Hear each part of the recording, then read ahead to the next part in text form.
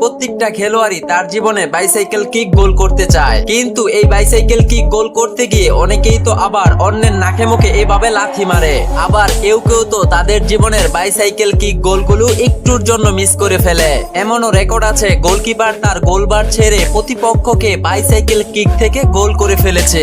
আবার এমনও ফুটবলার আছে যে 27 মিটার দূর থেকে বাইসাইকেল কিক থেকে গোল করে বিশ্ব রেকর্ড করে ফেলেছে। কেউ কেউ তো আবার 4 থেকে 5 ফিট উপর থেকে বাইসাইকেল কিক থেকে গোল করে ফেলেছে।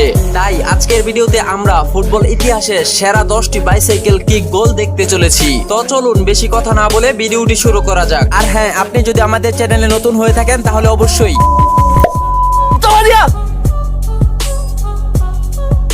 ফুটবলের সেরা 10টি বাইসাইকেল গোলের তালিকায় 10 নম্বর গোলটি করেছেন আর্জেন্টিনার কিংবদন্তি অ্যাঞ্জেল ডি মারিয়া। 37 বছর বয়সে ডি মারিয়া তার জীবনের প্রথম বাইসাইকেল কিক গোল করেছেন। তার আগেও ডি মারিয়া বাইসাইকেল থেকে গোল করার চেষ্টা করেছিল, কিন্তু সেই গোলটি ডি মারিয়ার একটুর জন্য মিস হয়ে গিয়েছিল। কিন্তু ক্যারিয়ার শেষ প্রান্তে এসে ডি মারিয়া অবশেষে একটি বাইসাইকেল কিক গোল করেই ফেললেন।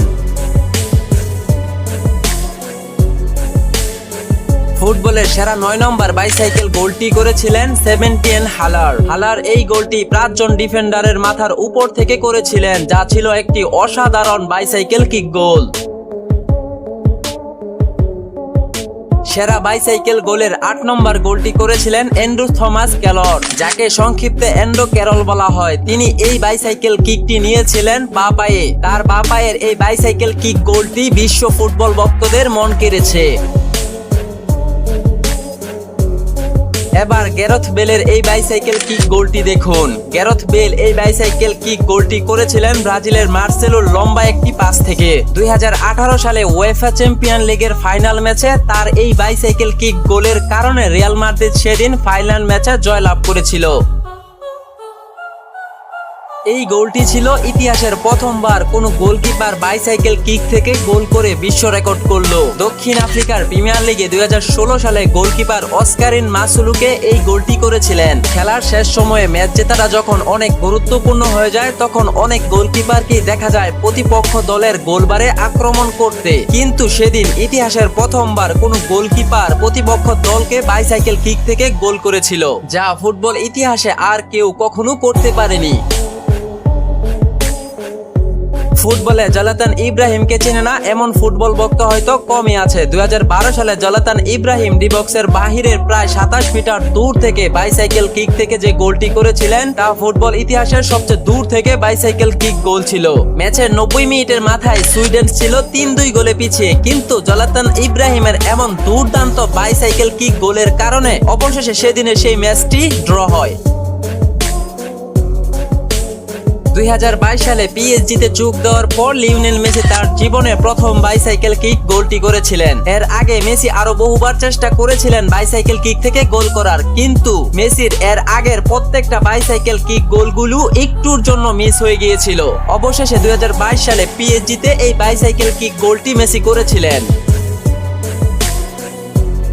ব্রাজিল স্ট্রাইকার রিচার্লিসন 2022 সালে কাতার ওয়ার্ল্ড কাপে এই গোলটি করে কাতারের লুসাইল স্টেডিয়ামকে পুরো কাঁপিয়ে তুলেছিলেন। সেদিন প্রত্যেকটা ব্রাজিল ভক্তরা আনন্দ উল্লাসে মেতে উঠেছিল। তবে সেদিনের সেই রিচার্লিসনের এই গোলটি ছিল ফুটবল ইতিহাসের অন্যতম একটি সেরা বাইসাইকেল কিক গোল।